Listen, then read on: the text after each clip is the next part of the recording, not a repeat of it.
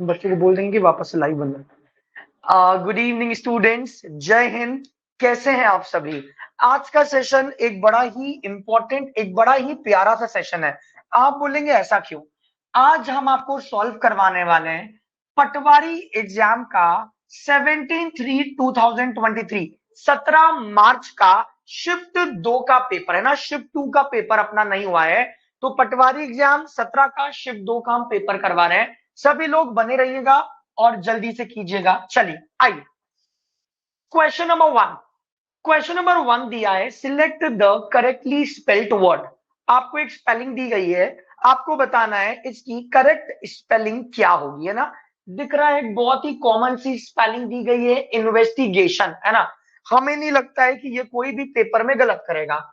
बच्चों, इन्वेस्टिगेशन का स्पेलिंग होता है ये, ध्यान देना। इन्वेस्टिगेशन जो होता है ना, इन्वेस्टिगेशन का स्पेलिंग होता है जो डी में दिया हुआ है वो। अब आप बोलोगे इन्वेस्टिगेशन का मतलब क्या होता है? बच्चों, इन्वेस्टिगेशन का मतलब होता है किसी चीज की जांच करना। आपका जो आंसर बनेगा वो आंसर बनेगा डी। शिव दो। चलो, second, select the most appropriate synonym of the given word. आपको एक वर्ड दिया है, आपको उस वर्ड का सिनोनिम बताना है, ठीक है। बच्चों, सिनोनिम का मतलब है आपको उसका समानार्थी बताना है, आपको उसका सेम वर्ड बताना है। वर्ड देखो, ट्रांजिटरी, वर्ड लिखा हुआ है ट्रांजिटरी। अब आप बोलोगे ट्रांजिटरी क्या होता है? बच्चों, ट्रांजिटरी का मतलब होता है क्षणिक, जो पल भर के लिए हो। क्षणिक, जो पल भर के लिए हो, बहुत कम समय के लिए हो, पल भर के लिए हो, उसे कहा जाता है ट्रांजिटरी। अब एक वर्ड लिखा है रिलायबल। बच्चों, रिलायबल का जो आंसर है वो तो विश्वसनीय है, ये तो आंसर बनेगा नहीं। अपीलिंग का मतलब होता है जो चीज आकर्षक होती है, ये भी आंसर नहीं होगा। रेलेवेंट का मतलब होता है जो चीज उचित होती है, ये भी आंसर नहीं होगा। आंसर जो बनेगा वो आंसर बनेगा शॉर्ट टर्म, जो बहुत कम समय के लिए हो, ठीक है। Next, in the following question, इस क्वेश्चन में एक सेंटेंस दिया गया है आपको एक्टिव पैसिव वॉइस में। Out of the 4 alternatives, 4 alternatives में से आपको एक सही वाला सिलेक्ट करना है जो बताए कि हाँ, हम एक्टिव पैसिव वॉइस में हैं। चलो आ जाओ। क्वेश्चन दिया है, the product would have been delivered to your house. वो बोल रहा है जो प्रोडक्ट है जो आपने मंगवाया होगा वो आपके घर पर पहुंच गया। बच्चों, पहली बात तो बीन लिखा है, हमेशा ध्यान देना, अगर बीन लगा मिल जाए मतलब ये पैसिव वॉइस है ना, क्योंकि बीन पैसिव वॉइस की पहचान होती है। बी फॉर्म जो होता है, बी फॉर्म, ये पैसिव होता है। अब अगर ये पैसिव है, पैसिव से आपको चेंज करना है एक्टिव, ठीक है। भावना मैम गुड इवनिंग। पैसिव से आपको चेंज करना है एक्टिव के अंदर, am I right? पैसिव है, पैसिव से आपको चेंज करना पड़ेगा एक्टिव के अंदर। अब दिमाग लगाना भाई, यहां पर आप देखो सी वाले में, देखो यहां पर वुड लिखा और सी वाले में लिखा है विल। ये तो नरेशन में होता है वुड का विल, ये तो आंसर बनेगा नहीं। चलो जल्दी से आंसर बताओ। ओके, फोर्थ वाले में वुड की जगह शुड लिखा है, ये भी आंसर नहीं बनेगा। फर्स्ट वाले में लिखा है the product would have to be, और आप देखो आपके क्वेश्चन में कहीं भी टू बी लिखा हुआ नहीं है, ये भी आपका आंसर नहीं होगा। आपका जो आंसर होगा वो आंसर होगा B, someone would have delivered the product to your house, है ना। यहाँ वुड हैव बीन लिखा है, वुड हैव का एक्टिव क्या बनेगा? Would have. ऑप्शन से इजीली एलिमिनेट हो गया, आंसर है B. Next, find the most appropriate option for the given blank space. आपको एक सही आंसर बताना है।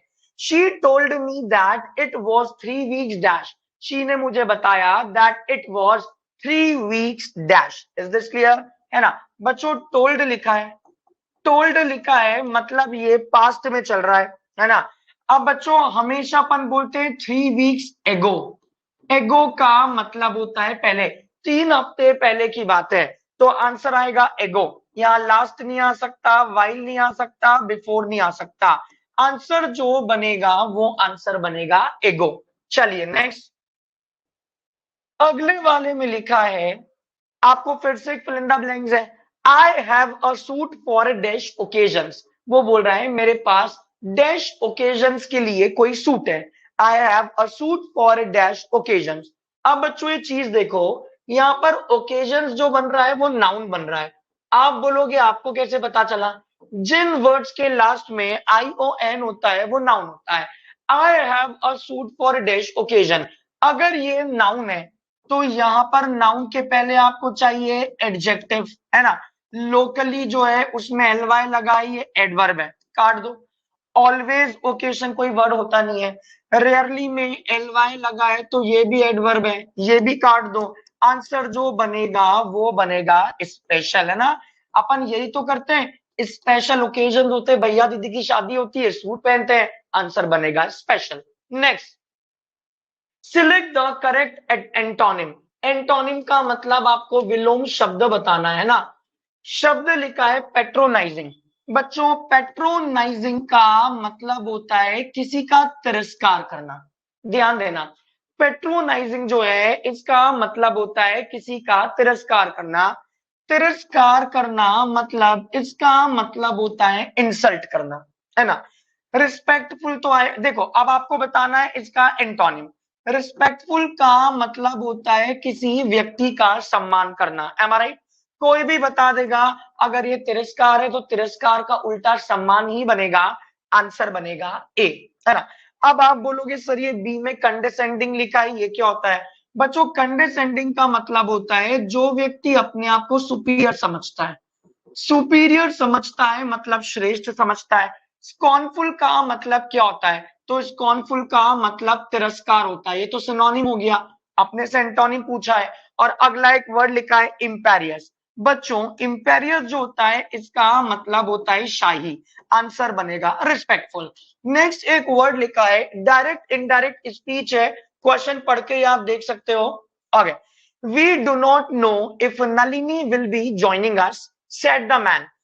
चलो बहुत ध्यान से 27 वाला करो। बच्चों पहली बात तो थोड़ा सा दिमाग लगाना, यहां पे लिखा है विल। डायरेक्ट स्पीच में अगर विल आता है तो इनडायरेक्ट स्पीच में वो चला जाता है वुड के अंदर, है ना। यहां पर आप देखो फोर्थ वाला जब आप जाओगे तो फोर्थ वाले में लिखा हुआ है विल, फोर्थ वाला आपका आंसर नहीं होगा, है ना। अब थोड़ा सा दिमाग लगाओ कि 27 का आंसर क्या होगा। बच्चों देखो यहां पर एक वर्ड लिखा है डू नॉट, यहां पर एक वर्ड लिखा है डू नॉट। और आपको पता है अगर डायरेक्ट स्पीच में डू नॉट होता है, डू नॉट को चेंज करते हैं डिड नॉट में। डायरेक्ट स्पीच में डू नॉट होता है तो वो डिड नॉट में जाता है। बी वाले में डू नॉट का डू नॉट है, बी वाला गया, ऐसे देखो, है ना। अब आप देखो बच्चों ए वाला, और आप देखो एग्जैक्टली सी वाला। लिखा है A में the man said that they did not know if Nalini would be joining us। देखो दे लिखा है दे, और सबको एक चीज पता है कि दे का जो ऑब्जेक्ट होता है वो देम होता है, वी का ऑब्जेक्ट अस होता है ना। वी का जो ऑब्जेक्ट होता है वो अस होता है। अब थोड़ा सा दिमाग लगाओ, यहां पर लिखा है दे तो यहां पर अस तो आ ही नहीं सकता, यहां पर देम आएगा, मतलब आपका आंसर पहला भी नहीं है। आपका जो आंसर बनेगा वो आंसर बनेगा सी, आंसर बनेगा सी, आंसर बनेगा the man said that, man ने कहा। बहुत ध्यान देना, ओके ठीक है। ये हटा दो, एग्जाम का पैटर्न यही होगा, ये हटा दो। चलो, the man said that they did not know if Nalini would be joining them. They लिखा है तो दे का क्या गया, देम। Is this clear? चलो next, in the following question एक सेंटेंस दिया गया है डायरेक्ट इनडायरेक्ट स्पीच में, आपको इसको करेक्ट बनाना है। चलो आ जाओ, यहां लिखा है डायरेक्ट इनडायरेक्ट। क्वेश्चन देखो, she requested her mother, she ने अपनी मम्मी को रिक्वेस्ट किया to drop her at the airport, ये रिक्वेस्ट किया कि उसको एयरपोर्ट पर छोड़ दिया जाए। एक चीज हमेशा देखना, एक ध्यान से क्वेश्चन करो, अगर सेंटेंस में रिक्वेस्टेड लगा है ना तो हमेशा ध्यान देना नरेशन में प्लीज जरूर आएगा, है ना। क्यों?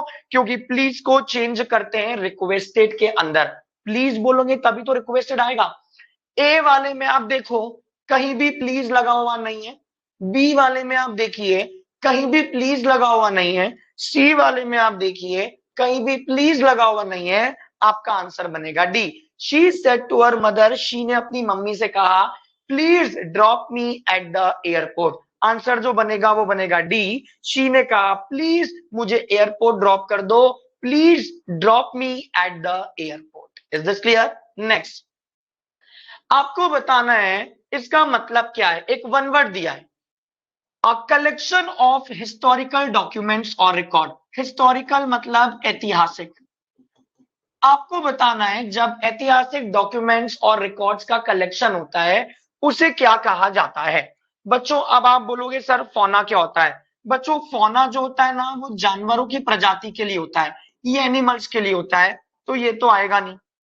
अब आप बोलोगे सर एक वर्ड लिखा है ब्लैक बॉक्स। बच्चों ये ब्लैक बॉक्स जो होता है ना ये एक छोटी सी मशीन होती है एयरक्राफ्ट में, स्मॉल मशीन ऑन एयरक्राफ्ट। ये भी आंसर नहीं आएगा, ये स्मॉल मशीन ऑन एयरक्राफ्ट है। डी में लिखा है कैनन। कैनन का मतलब होता है रूल, कोई कानून कोई नियम। आंसर जो बनेगा वो आंसर आएगा आपका आर्चीव।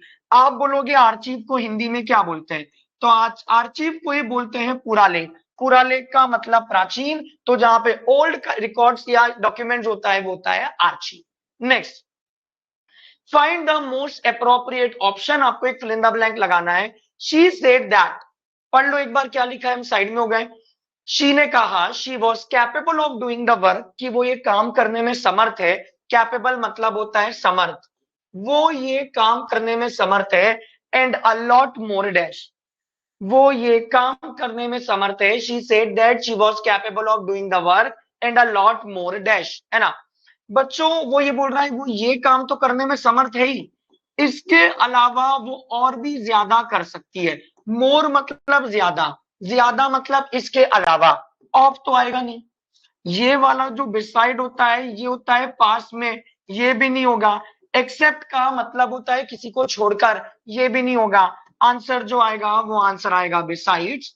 और बिसाइड्स का बेसिकली मतलब होता है इसके अलावा, ये काम करने के अलावा वो और भी बहुत सारे काम कर सकती है।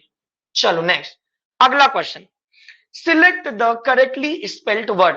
आपको करेक्ट स्पेलिंग बतानी है, ठीक है। अगर आपको सेशन अच्छा लग रहा है प्लीज लाइक कर दीजिए, शेयर कर दीजिए, सब्सक्राइब कर दीजिए और अपने व्हाट्सएप स्टेटस पर लगा लो, कंजूसी नहीं। बच्चों ये फोर्थ का स्पेलिंग तो गलत है। फोर्थ का जो स्पेलिंग होता है वो आता है FOURTH, ये तो आंसर बनेगा नहीं। बी में लिखा है फॉरेनर, इसका स्पेलिंग होता है विदेशी का ये, फॉरेनर विदेशी, ये भी गलत है। चलो अगला एक वर्ड लिखा है फॉरेन, फॉरेन का स्पेलिंग होता है ये भी गलत। आंसर जो बनेगा जो अपना फरवरी का दूसरा महीना होता है, सही जो है एग्जैक्टली वो आपका आंसर बनेगा फरवरी। नेक्स्ट अगला क्वेश्चन दिया हुआ है आपको,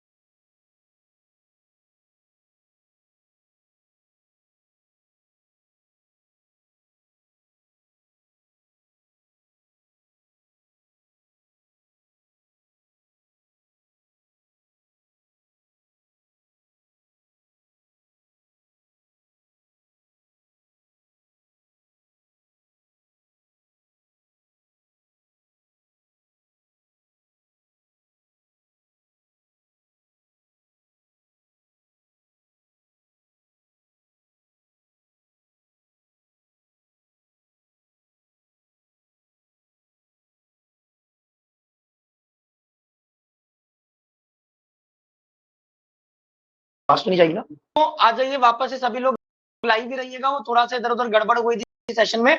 आइए आपको PQRS बताना है। 1998 में एक news I president bill Clinton की, उनके क्लैंडेस्टाइन अफेयर की।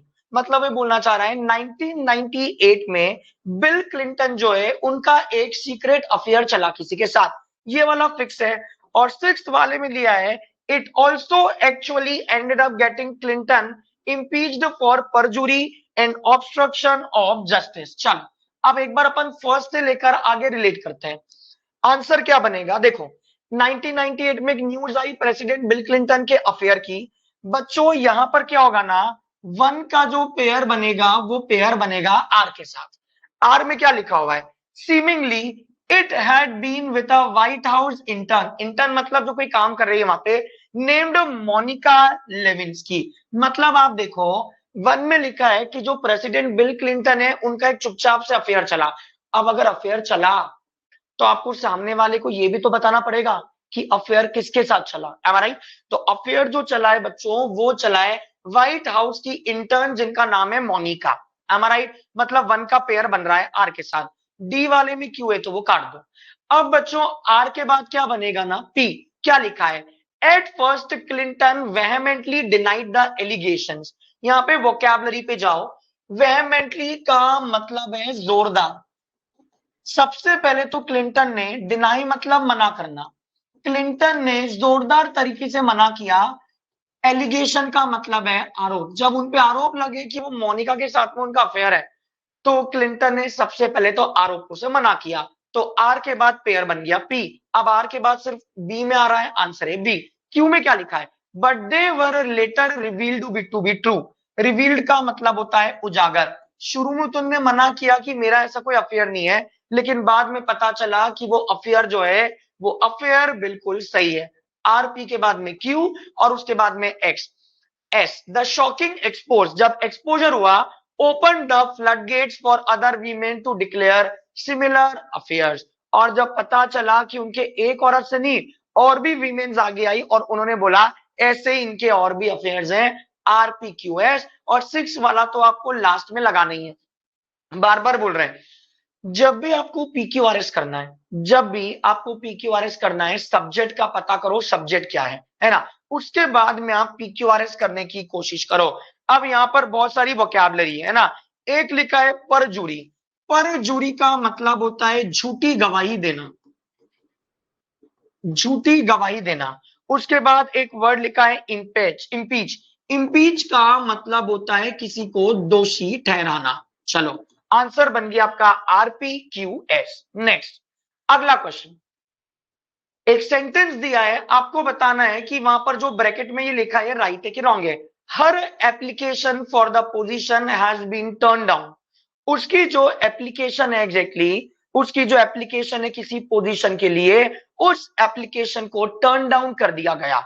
आप बोलोगे टर्न डाउन क्या, टर्न डाउन का मतलब होता है रिजेक्ट कर दिया गया। बच्चों भी एक चीज देखना, टर्न डाउन का मतलब ही होता है किसी की एप्लीकेशन या किसी चीज को रिजेक्ट कर देना।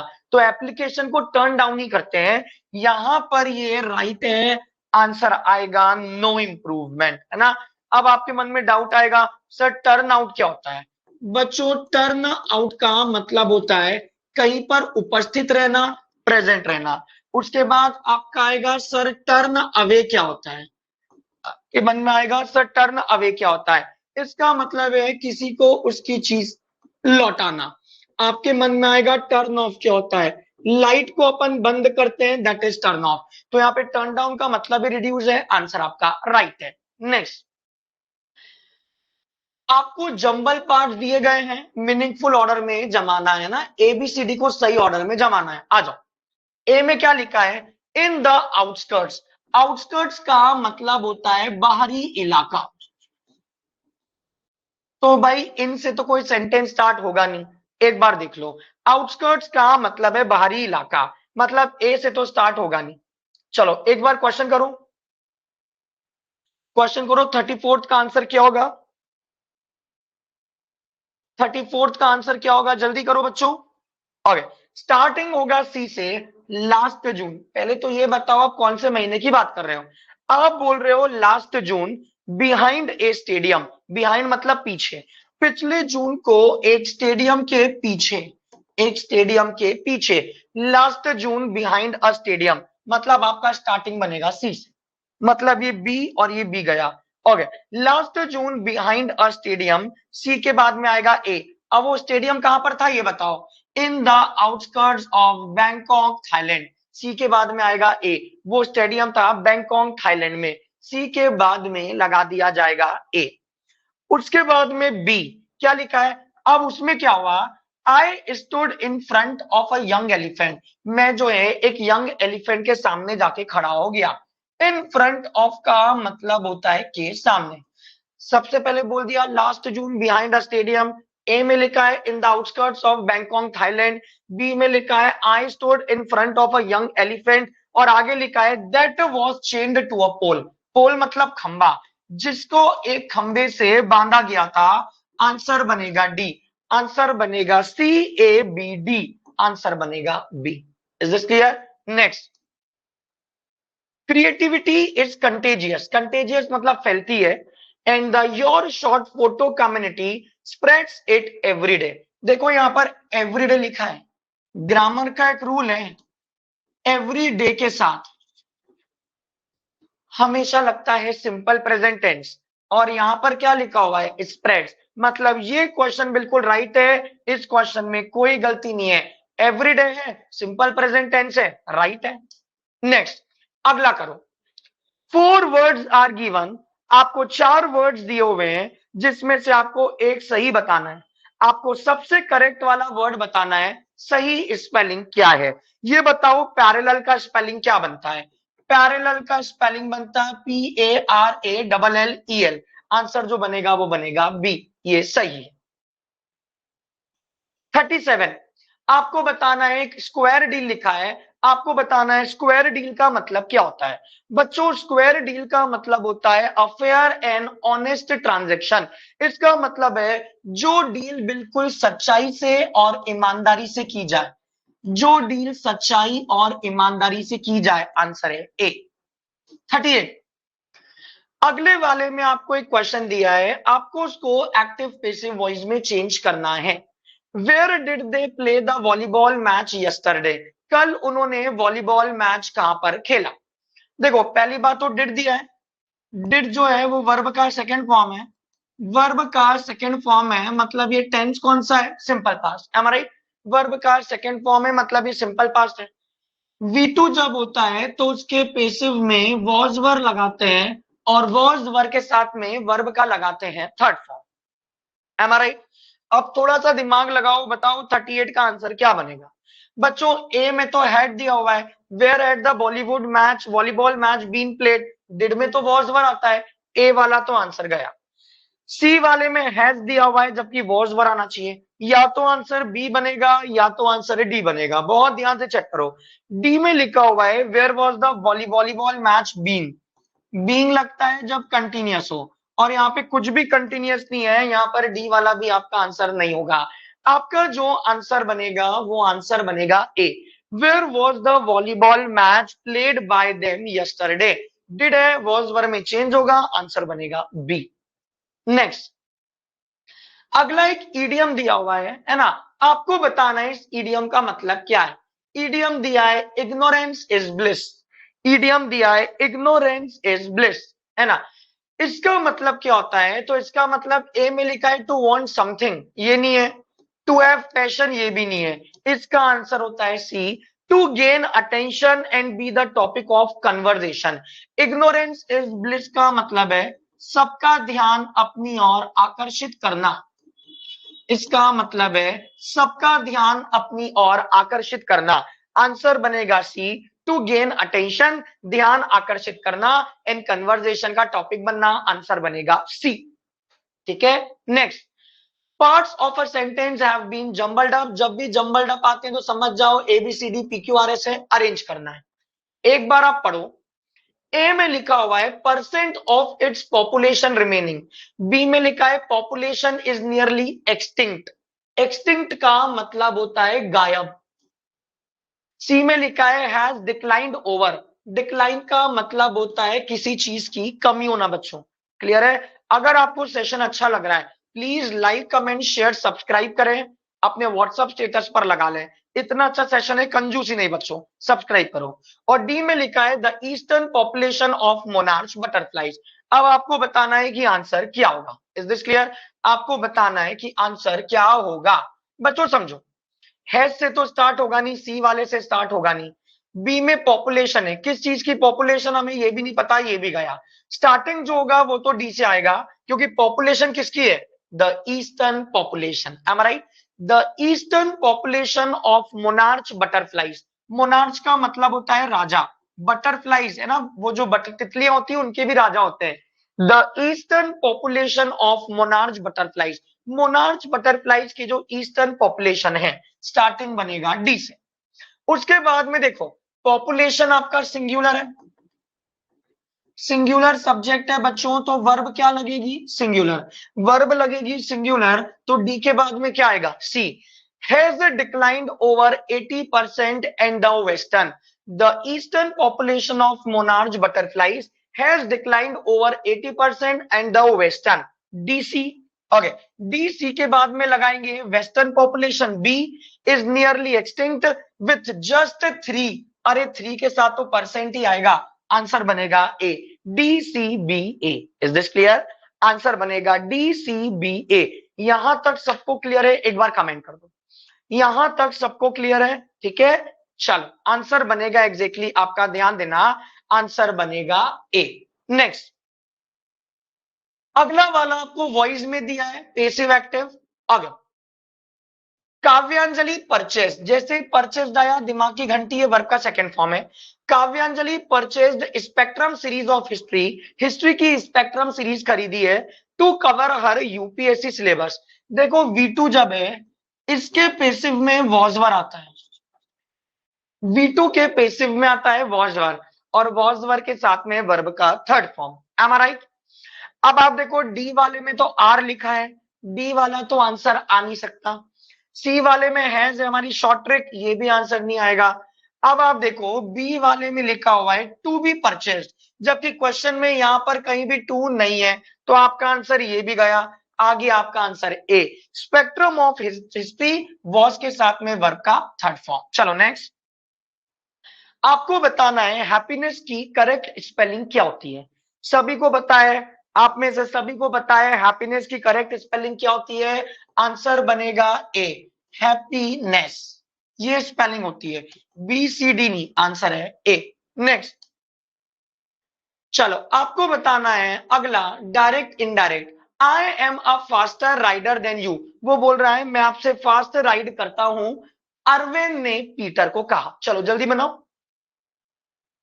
देखो यहां पर एम लिखा है, और एक रूल होता है, जब इज एम आर आता है ना, उसको चेंज करते हैं वॉजवर के अंदर। इज एम आर को वॉजवर में चेंज किया जाता है ना। ए वाले में देखो, अब आप थोड़ा सा दिमाग लगाओ, ए वाले में इज लिखा है, इसलिए ये तो आएगा नहीं। बहुत ध्यान से क्वेश्चन करो, बहुत ध्यान से, अब आप लोग 43 करो।